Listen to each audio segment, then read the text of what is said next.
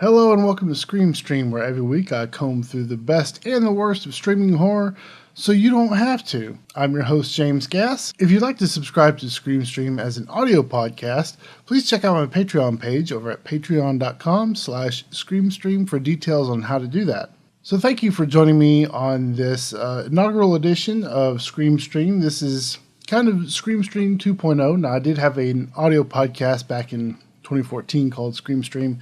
And same format, it's going to be about the same length of time, about 10 minutes, 15 like at the absolute most. But it should be fun.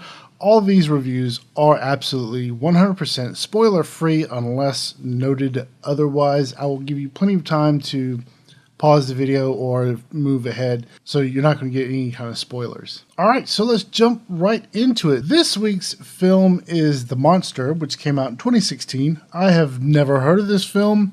I just happened to see it on Amazon Prime, which is where you can watch it. If you have Amazon Prime, it is free for you. If you don't, you can rent it for like $2.99, I think, for a standard definition rental. The brief plot synopsis on the film is a mother and daughter must confront a terrifying monster when they break down on a deserted road. You can see the trailer on the screen now. I'm not going to show the whole trailer because it kind of gives some of the stuff away. I'm not a fan of that. So this this was directed by Brian Bertino, who also directed The Strangers, which was a great film, by the way, which came out probably 2010. 2009, somewhere around there. Great home invasion film. If you haven't seen that, go check it out. And this stars Zoe Kazan as Kathy and Ella Ballentine as Kathy's daughter, Lizzie. I have never seen these two actors before. I don't recognize them from anywhere, but I will tell you this. They did an absolute fantastic job in this film. Their acting was like spot on. I mean, I was pleasantly surprised. I didn't really know what to expect from the film. I didn't know what to expect from the actors. But man, they did a great job. In the film, they have a strained relationship with each other, and that really comes through in the way they depict those characters. Just absolutely spot on. Now with the visual effects or special effects, those were actually really good too. If there was CGI in the film, I couldn't really tell. The monster, which you don't really see until close to maybe the third act, which is nice. I like that. I don't like seeing the monster right up front. I like to wait a little while further into the film before I actually get to see what I'm dealing with. The visual effects on the monster were amazing. They looked really good. It looked realistic. The way it interacted with the characters was fantastic. Really great job on the visuals. If you can't tell, I like this movie already. And as for story, the story of the film, you have a monster movie, okay? But that's not really what this film is. The film is about a strained relationship between a mother and a daughter, and they're on this road trip to somewhere. You don't quite figure that out yet until like halfway through, but you get like little flashback moments which tell their story. That's what this movie is about. This movie is about them, and a monster just happens to throw a nail into their relationship and some troubles they've been having. But with that said, though, it's still a good horror film. It still makes for a good horror film. And I like the way the director did that. Brian Bertino also wrote the film as well. I love the way he wrote this story. The story was great.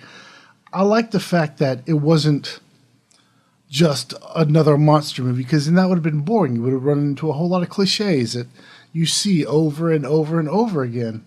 This was more about the two of them and their relationship and their struggles in life, and now their struggle on this road. Now, this currently has a 5.3 on IMDB, which I think is extremely low, and it has a 78 on Rotten Tomatoes. I think I lean more towards the Rotten Tomatoes score. I would actually give this film probably like maybe an 85. There are a couple problems, and it's mostly nitpicky kind of things, and it's mostly with the supporting characters. There are like 3 other real characters that you see in the film. Actually, well, 4, and it's mostly just little things with them, with their acting, which kind of just, it's nitpicking at this point. I mean, absolutely nitpicking. I thought it was a great film. I was really surprised by it. I was pleasantly surprised by it, and I will recommend that you go see this movie, that you go and watch this film on Amazon, especially if you have Prime. It's only an hour and a half long, including the credits. It has a really good pacing. Even though it's only an hour and a half, it feels like you're getting a lot of story within those 91 minutes. Excellent work, great writing. The look of the film actually is really nice. It looks like an independent film. And you know, I say this before, or I've said this several times. The look of an independent film, they always have this distinct look, kind of like when you shoot with a DSLR and you grade that. They all have this gritty feel to them, which looks amazing. The cinematography in this film was great. I love the way it was shot. I love the composition. I love the colors. I love the muted colors of the film. Just all around a great movie. I would give this like an 85. Absolutely 85. So there you go. Before I start repeating myself, go watch the film. It only cost $2.7 million to make, which is, that's tiny compared to the budgets of blockbusters these days. That is a tiny budget.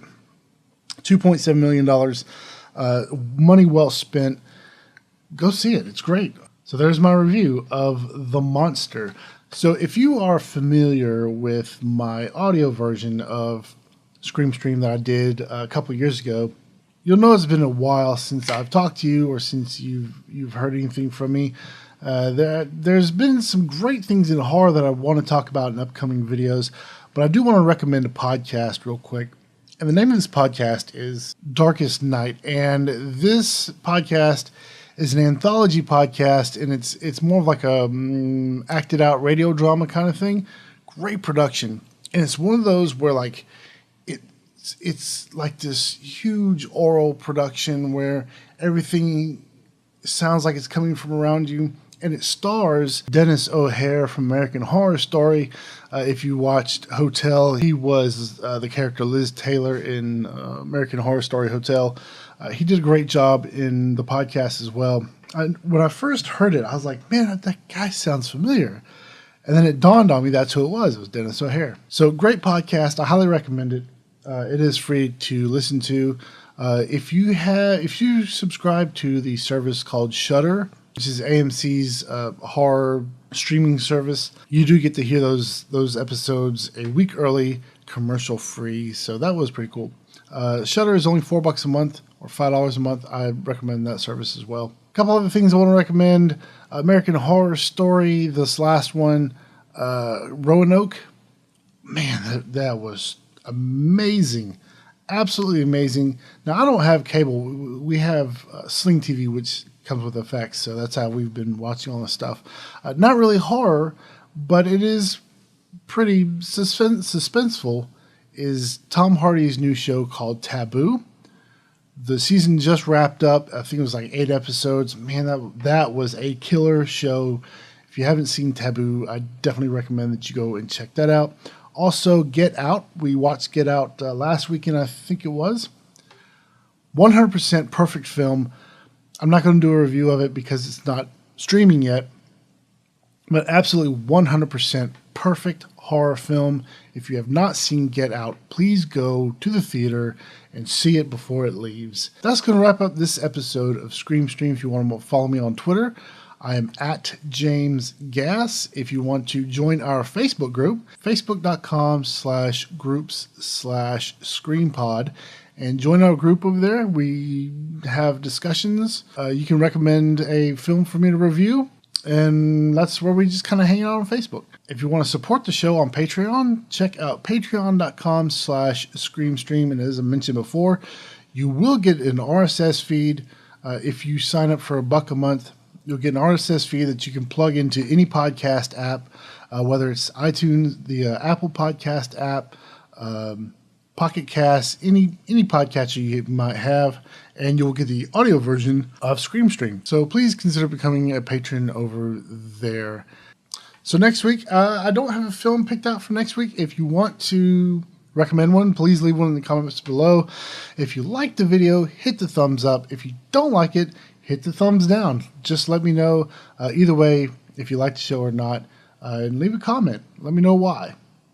And I will see you next week. Peace.